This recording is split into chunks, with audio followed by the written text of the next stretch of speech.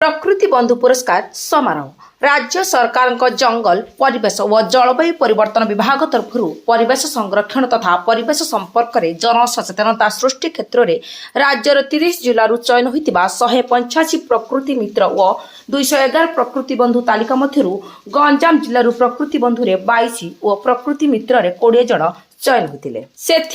धराकोट block रु जड़े प्रकृति बंधु पुरस्कार पाई ब्लॉक गर्व व गौरव आनी राश्मिता कुमारी राउल जी कि वर्तमान धराकोट ब्लॉक जूनियर रेड क्रॉस संयोजिका समाजसेवी व शरधापुरा प्रकल्प उच्च प्राथमिक विद्यालय शिक्षयित्री भाव कार्यरत जिला स्तरीय परिवेश उत्सव नगर वन सिंदूरापल्ली छत्रपुर ठारे एही कार्यक्रम आयोजित होता।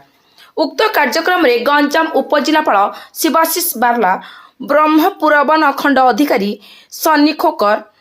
भंजनगर घुमसर वनखंड अधिकारी हिमांशु शेखर महांती घुमसर दक्षिण वनखंड अधिकारी विपाशा पारुल हस्तरे रश्मिता कुमारी राउल को मानपत्र सह 10,000 टंकार पुरस्कार प्रदान कर